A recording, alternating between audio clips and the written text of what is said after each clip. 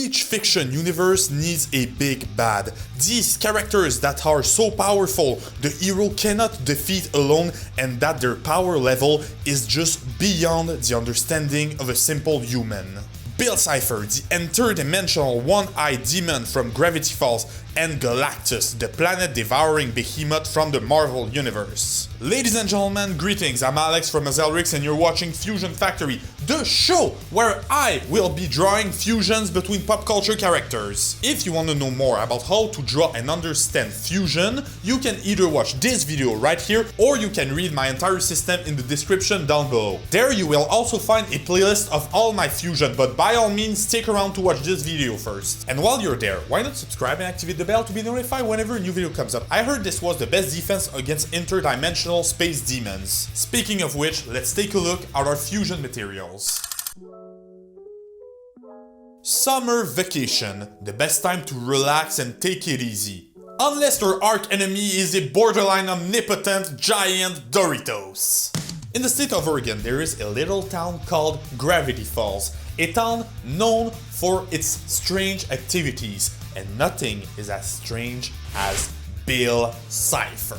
If he doesn't look that impressive at first, Bill is probably one of the most powerful beings in animation history. In addition for being my personal favorite villain, all fiction put together. And can you blame me? Every single one of Bill Cipher's lie has the potential to become quotable. Question mark, shooting star, pine tree. I had a hunch I might bump into you. Do you have any idea what I'm like? When I'm mad? Well. You're awfully persistent, pine tree. Hats off to you. Physical form, don't mind if I do. Well, that's a great offer. How about instead I shuffle the functions of every hole in your face? He's simply awesome, the shapeshifting awesome, the color game awesome, the animation awesome. First encountered by Fort Pines through his interdimensional travels, Bill was then summoned back to Gravity Falls by a little Gideon Gleeful in an attempt to take the mystery shack from our favorite Stan Pines. Bill has a demonic way of making deals with humans, later on betraying them. Always trying to overtake our dimension and starting his infamous party, later known as Weirdmageddon. No, that's pretty much it. He just wanted to party and boom, big X door full of demon in the sky. What are you gonna do? In terms of power and ability, Bill can fly, he can use telekinesis, telepathy, enter your mind, manipulate reality, and the list goes on and on.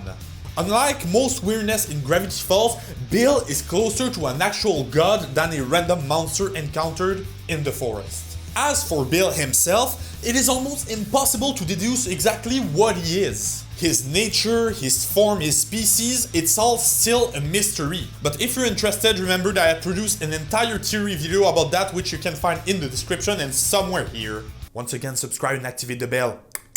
When we talk about visuals though, Bill is very interesting. The minimalist approach used to design him is very efficient. At the end of the day, he's nothing more than a levitating triangle with an eye and limbs. He harbors a cane, a bow tie, and oddly enough, Abraham Lincoln's hat. Pretty basic design, but what makes Bill interesting design-wise is the fact that he is a shapeshifter, and boy did the animators had fun with it. He's often seen shifting forms, often matching the current mood of the show or his own emotions, playing with size, perspective, colors, even dimensional space, which makes him a goldmine for fan artists as myself. He is exploited in the medium of fan art in all shapes and size. Some artists decide to be visually faithful to the character and represent him as he is represented in Gravity Falls. Other artists decide to take a different approach and anthropomorphize Bill, the art of giving human traits to something that is not human. In this representation, he often harbors a cyclops look using an eye patch to camouflage his other eye. He has all the previous gear such as the hat, the cane, the bow tie. He's dressed like a gentleman in a Broadway musical, and he harbors this devilish, uncomfortable smile.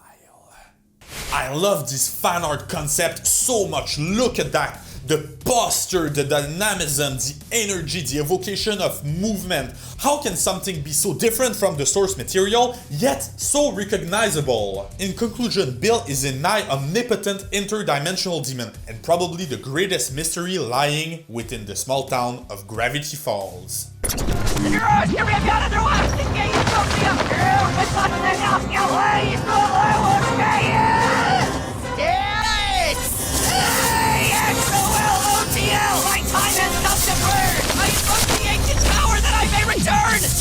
The Marvel Universe has no shortage of bad guys. Between Kang the Conqueror, Agatha Harkness, and other Thanoses, each writer and artist have more than enough material to turn the color purple into a nightmare. Seriously, am I the only one triggered by how much purple is used to draw bad guys in comic books? But the biggest one of these final bosses is without any doubt the planet-eating behemoth force of nature, Galactus. Being the only survivor of a species that existed before the Big Bang created the Marvel Universe, Galactus then entered in an almost cosmic, infinite state of starvedness. Where other villains decide to overtake worlds, Galactus takes it one step further and eats planets. Per se, Galactus, he's not really evil. Without being a tyrant, leading an army and overtaking populations, Galactus is more of an unstoppable force of nature that our hero needs to find a way to face. Think about it, sorry to repeat myself, but once again, he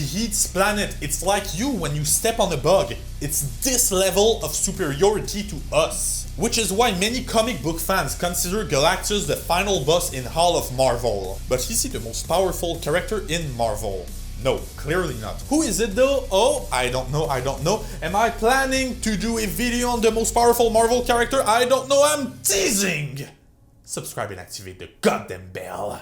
But even though his powers have limitations, Galactus has proven time and time again that he is as, if not even more powerful than any madman with an infinity gauntlet. In terms of powers and abilities, Galactus is the definition of a powerhouse. Between super strength, super speed, space survivability, telekinesis, telepathy, size alteration, invulnerability, transmutation, space manipulation, and everything else offered by what is called in the Marvel Universe the cosmic power. If it tells you something, these are the same powers that the Silver Surfer wields, but only crank up to 11.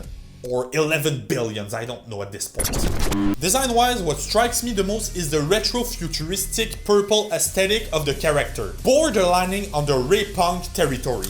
All that complemented with the most important, the Overlord figure, the size, the superiority, the gigantism of a galactic unstoppable hunger, facing humanity in its dying breath. Design-wise, there is nothing I haven't said about these characters that needs to be said, except the fact that they're very different, which, as you might have understood it in my previous videos, makes the whole concept of fusion really fun. Where Galactus is a humanoid creature and thrives on the details on his armor and coding, Bill Cipher is also simple and looks nothing like you and I. Plus, Galactus uses purple as his main color and Bill Cipher uses yellow, two complementary colors. Design-wise, these two couldn't be much further away. I say it was fun to merge these two characters, and it was, but the way I am explaining it, you might think it was difficult. And when I first had the idea of this fusion, I thought it too, but the truth is, the second my stylus hit the tablet, I had the exact idea of what I wanted. This is Gentleman Multiverse! I went for a Foster fusion, the art of using the general themes of both characters and creating an entirely new creature with them. I wanted to anthropomorphize Bill's aesthetic like in some fat art, but also I wanted to merge the gentleman style with the sci-fi visual of Galactus. This is the result, a sort of Victorian Ray Punk style that looks straight out of a noir sci-fi drama. He's a demon wandering the multiverse, making deals with mortals, tricking them by offering them something they want and taking their planet in exchange, making him an incredible trickster but also one of the worst threats known in the Omniverse. So this is it, guys. Tell me, what did you think about this fusion and what character do you want me to fuse next? You can tell me all that in the comment section. Don't forget to go to my Instagram to support my artwork. I also have a Twitter if you want to contact me. Because yes, if you are an artist, I encourage you to reach to me in one way or another, and maybe, who knows, we'll do a collab someday. So do all that, then subscribe and activate the bell to be notified whenever a new video comes up.